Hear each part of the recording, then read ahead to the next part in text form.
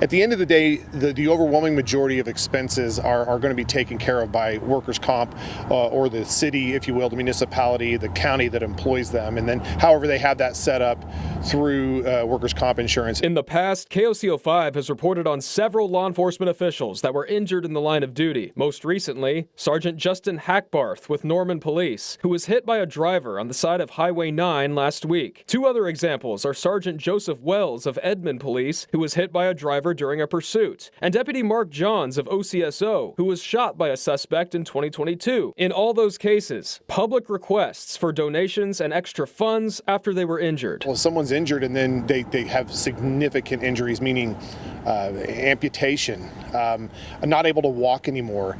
Workers' comp definitely is not everything that we would like for it to be. In some cases, officers and deputies are left to pay medical expenses themselves or find different avenues to do that. Mark Nelson, with the union Fraternal Order of Police, says workers' compensation is the main mechanism in all this, a state-regulated insurance system where the employee gives up the right to sue the employer for negligence. In some cases, Nelson says the police departments themselves can only do so much. The departments don't necessarily just get to come in and say, well, we're going to fill in where workers' comp doesn't. And I asked Nelson why that is. It has to do with city management. Resources, I think some of it's they just choose not to. It's where they prioritize their public safety employees.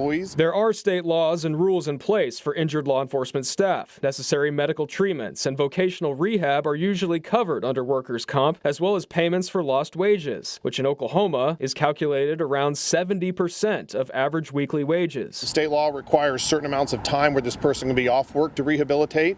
Oklahoma City, I know almost without question, does double that. But the laws are different by state, and that's why Nelson says the FOP is always lobbying legislators to strengthen workers' comp laws, especially for first responders. We want to make that family and that individual as whole as possible, even though it may be impossible given the circumstances. Employees do have the option to dispute a workers' comp claim through the state's Workers' Compensation Commission. We have stories about those two officers and the deputy on KOCO.com. In OKC, Jason Berger, KOCO 5 News.